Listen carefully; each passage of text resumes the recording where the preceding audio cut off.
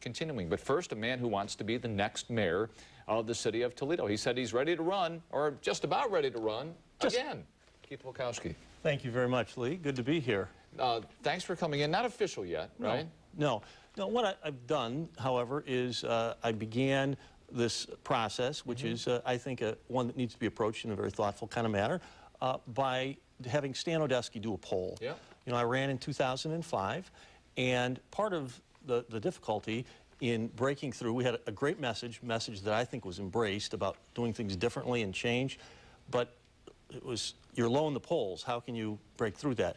Well, as it turns out, I finished just out of the money, and probably if it started a little earlier, it might have been different. But in any event, this time around, I wanted to show that I'm a viable candidate. And so the poll done by Stan Odesky clearly showed that I'd be a viable candidate in 2009, and so begins this process. All right, Keith, if we can, let's take a look at the numbers here, all right? The questions posed, only Keith Wilkowski and Cardi Finkbeiner would be in this prospective race, right? That was the question for, what, 300 respondents, I understand, right? So 59.2 to 13.5% stand. The local pollster, 5.7% is the margin of error. You know, that's awfully dominant, those numbers here, right? Right. That surprise you at all? Given the fact that Cardi's been involved in some controversies, not surprisingly, I guess, in the last year or two, but those are dominant numbers, Keith. Well, they are, and I'm heartened by them for sure. I'm glad that we had a very credible pollster in Stan Odesky doing that. But what it tells me, Lee, is that people want change, and they want change as badly as they wanted it in 2005. I think that 70% of the people said they thought the city of Toledo was on the wrong track. Economic issues are clearly the most important things, and at least the way I see things, unless we begin doing some things differently in terms of economic development, we're not going to have the kinds of jobs of the future, the knowledge-based jobs that we need to have in order to revitalize our economy. So the message of change still resonates with people. I'm disappointed, frankly, that we haven't started doing things differently from the last go-around. You know, we have alternative energy. What specifically? Well, let me tell you. Alternative energy has been seen as sort of our niche. Yeah, okay, that's great. For solar, sunlight, whatever. Absolutely. Right? Wind may be there. It's all related. However, as far as I can see, other than having the city be essentially a cheerleader for that effort, we haven't done things like change our economic development policies to give incentives for alternative energy kinds of ideas, patents. We have not done anything to change, for example, our building code or our zoning code to encourage building with alternative energy, with solar, all of that. There are a whole host of things that we could do to attract the brightest and best minds in alternative energy right here in Toledo, working with the university, but we really are not yet making those efforts.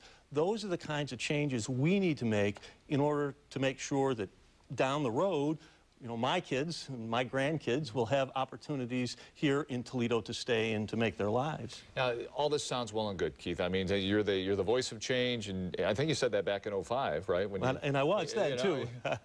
That being said, but you've been around the block here for a couple of decades now. I mean, you're a county commissioner, law director in various jurisdictions.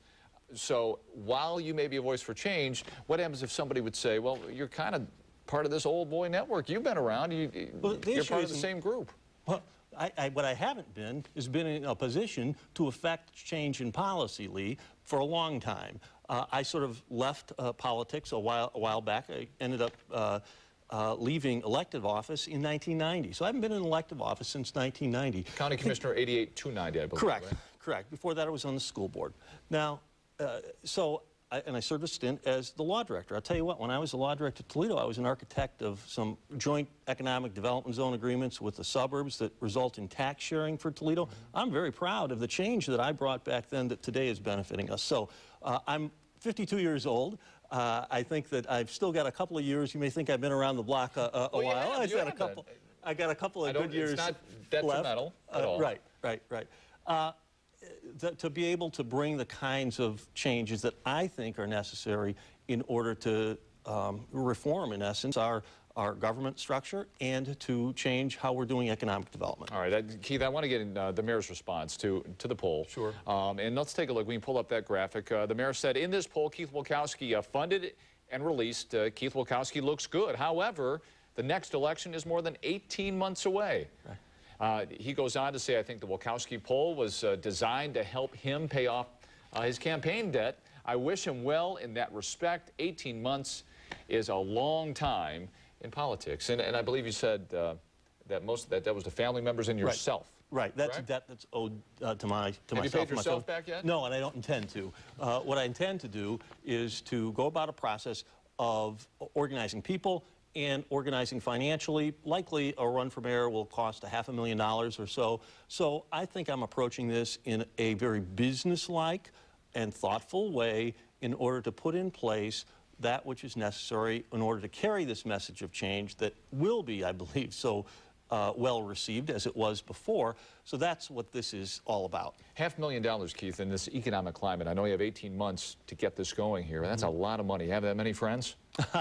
Well, the question is, do we have that many people who are willing to invest in change? And I think that if you look on the national scene, what has happened with candidates being able to bring together lots and lots of small contributions in order to build that war chest, that's certainly a good model for being successful. All right, Keith, before I let you go, I want to go back to 2005.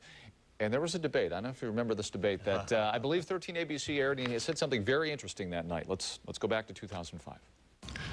Cardi Finkbeiner, too hot. Jack Ford, too cold. Keith Wilkowski, just right. So I got that from my nephew who gave me that line. So and forever, that will always be one of our favorite lines here at 13 ABC. Keith Wilkowski, best of luck as you make a decision. I know you're going to mull it over very carefully over the next, what, couple of months, you thinking? Or by the end of the year, I think, make a final decision announcement. Okay. Keith Wilkowski, thanks very much, and congratulations, first grandchild as well. We're back in just a minute. Gloria Steinem and Diane